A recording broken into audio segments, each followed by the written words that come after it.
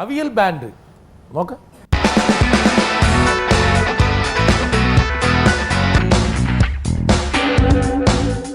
ബാൻഡിനൊരു പ്രാധാന്യം നിങ്ങളുടെ ജീവിതത്തിലുണ്ടല്ലേ?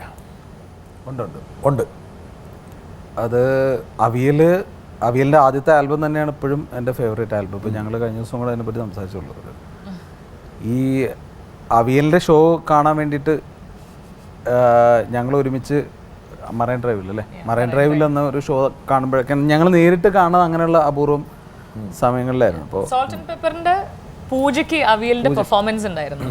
അന്നാണ് ഞാൻ ആദ്യമായി ആഷിഖിനെ കോൺടാക്ട് ചെയ്യുന്നത് ഇൻ ഫേസ്ബുക്ക്. ലോഞ്ചിന് അവിയൽ പെർഫോം ചെയ്യുന്നുണ്ടല്ലേ, എനിക്ക് ഭയങ്കര ഇഷ്ടമുള്ള ബാൻഡാണ്, പക്ഷെ ഐ കാൻ മേക്ക് ഇറ്റ് എന്ന് പറഞ്ഞിട്ട്. ആദ്യം ട്രിഗർ ചെയ്തത് എന്ത് ട്രിഗർ ചെയ്യുന്നത്? ഈ അവിയൽ ബാൻഡിനെ കുറിച്ച് ഫേസ്ബുക്കിൽ. അതായത് എനിക്ക് പിടികിട്ടിയല്ലേ, ഇത് ചോദിക്കണ്ട, ആഷിഖിനെ രക്ഷപ്പെടുത്തിയാൽ ഈ ജോൺ ബ്രിട്ടാസിനെ കൊണ്ട് തോറ്റു.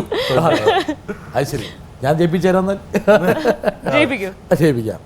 ആഷിഖ്, അതായത് ഈ അവിയൽ ബാൻഡിന്റെ പെർഫോമൻസ് സോൾട്ട് ആൻഡ് പെപ്പറിന്റെ ഉദ്ഘാടനം എന്താണ് മറ്റേ സ്വിച്ച് ഓൺ പൂജാകർമ്മത്തിലുണ്ട് എന്നുള്ള വിവരം ആഷിഖ് ഫേസ്ബുക്കിൽ പോസ്റ്റ് ചെയ്യുന്നു അല്ലേ?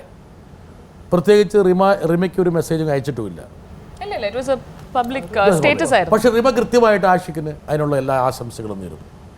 അല്ല, അങ്ങനെ ഒരു പരിപാടി ഉണ്ടെങ്കിൽ എനിക്ക് വരാൻ താല്പര്യമുണ്ട് എന്ന് പറഞ്ഞു. പക്ഷെ അന്ന് വരാൻ പറ്റിയില്ല. പക്ഷെ പിന്നീട് വന്നു. പിന്നീട് ഇവർ പെർഫോം ചെയ്യുന്ന സമയത്ത് ഞാൻ അറിയിച്ചു ഇവിടെ എറണാകുളത്ത് വീണ്ടുകൊണ്ട് വരാൻ പറഞ്ഞു. അത് നെഞ്ചിൻ കൂടിൻ്റെ ഉള്ളിലേക്കുള്ളൊരു വരവായിരുന്നു. അതായിരുന്നു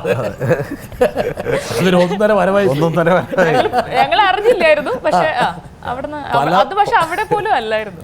പല വരവുകളും അങ്ങനെയാണ്, കാര്യം അറിയില്ല. അതാണ് വന്നു കഴിഞ്ഞാൽ മാത്രമേ അതിന്റെ ഭീകരത തിരിച്ചറിയൂ.